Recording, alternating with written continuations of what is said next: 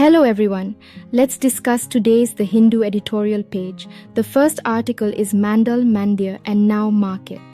In this article, the writer says that the three forces that define India today are the Mandal, Mandya and Market forces. The Mandal force was unleashed in August 1990 when the VP Singh-led government announced quotas for middle castes in central government jobs. These quotas began in the southern states from the 1950s and became central government policy through the Mandal Commission report in 1990. The second force is the building of a Ram temple in Ayodhya, which began in the early 1980s and was adopted by the Bharatiya Janata Party (BJP) as a political issue only later. Prime Minister P.V. Narasimha Rao's liberalization, which began earlier than Mandal and Mandya, was only implemented in mid-1991. These forces continued to define India, including Narendra Modi himself. The consecration of the Ram temple last month brought the decades-long movement to its culmination. Modi's BJP now brands itself as a backward caste party, with candidates and voters representing lower caste Hindus. The third M force, markets, is central to Modi's politics, as he spends unprecedented amounts on capital expenditure and improves India's ease of doing business. The recent choice of Bharat Ratna recipients, conferred on Karpuri Thakur, L.K. Advani, and Narasimha Rao, is the ultimate sign that Mandal, Mandya, and Market continue to define India today. Narasimha Rao, the former Indian Prime Minister from 1991 to 1996, was a forgotten figure in South Asian politics. His biography, Half Lion, reveals that Rao was not a bystander, but actively plotted to open India's economy to the world. His reforms were not limited to economics alone, as he reoriented India's foreign policy towards the United States after the fall of the Berlin Wall, brought in welfare schemes at the national level, and ended militancy in Punjab while managing it in Kashmir. Rao had his failures, such as his reaction to the anti-Sikh riots in 1984, which he chose to listen to the Prime Minister's office and do nothing. However, the sheer scale of the transformation he brought about needs a larger audience. There are three lessons he holds for politicians today. 1. India grows best when politicians trust society rather than the state. This means being open to the global economy and the private sector. Rao's genius was to translate this into common practice, which is under threat today. The US is mouthing tariffs and protectionism, and the central government seems to think that an economy grows best when the state's hand is clearly visible. 2. Liberalization-led growth is a precondition for welfare schemes. Prime Minister Indira Gandhi spent very little to remove poverty. Her government simply didn't have enough money. Rao's economic reforms caused a boom in tax revenue, enabling the government to spend amounts on the poor that was unthinkable earlier. 3. A faith in harmony embedded in Indian civilization. Rao was a scholar of Sanskrit and a devout Hindu, but grew up in the Nizam's Hyderabad state with Muslim friends and fluency in Quranic text. He understood the challenges of coexistence but was hopeful that it was possible.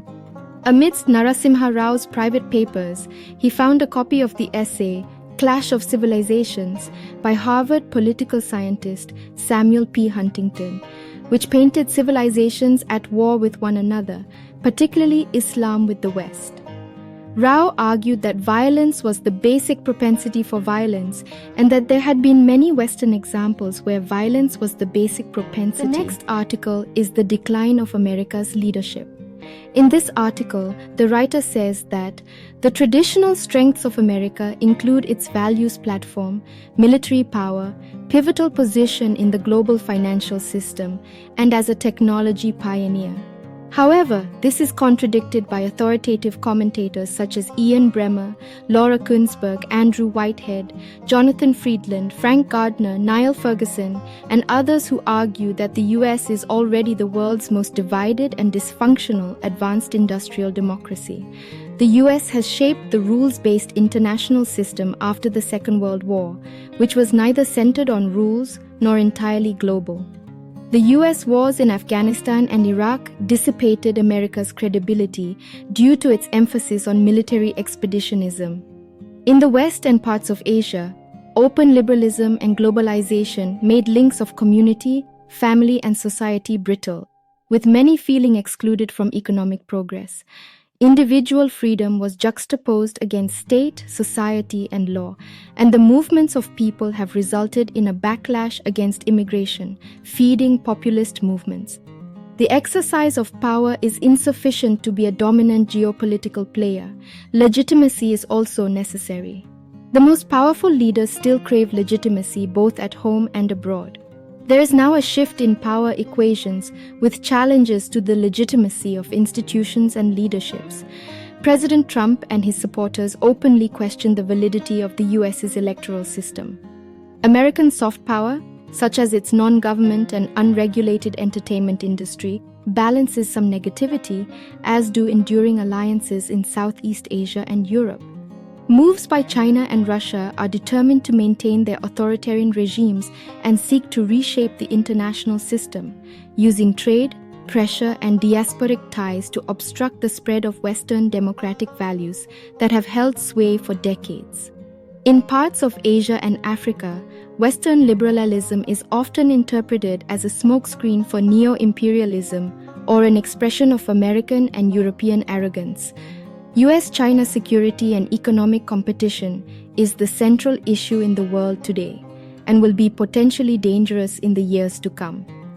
China campaigns to project power with traditional and non-traditional techniques such as the Confucius Institutes, TikTok, and gaming. Its prowess in high technology and geoengineering inspires admiration, along with its program of overseas infrastructure financing unmatched by any other country. India should develop an advantageous relationship with America while keeping in mind its deficiencies. The next article is Prudence Prevails. Policymakers must continue to keep the focus on slowing price gains.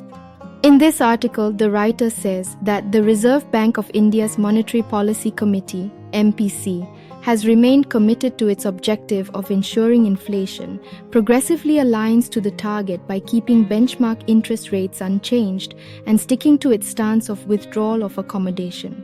With a 5-1 majority, the MPC has committed to keeping monetary policy unambiguously disinflationary to anchor inflation expectations, especially at a time when large and repetitive price shocks interrupt the pace of disinflation.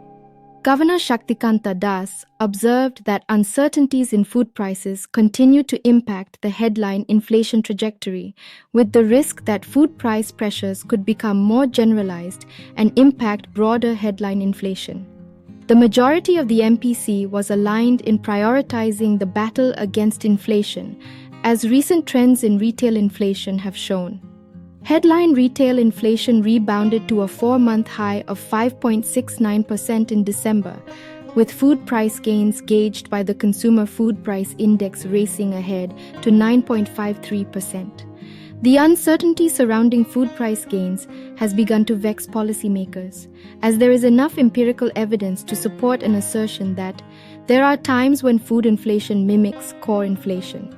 However, large and repeated food price shocks have the potential to ripple outward and undermine the goal of price stability by de-anchoring inflation expectations.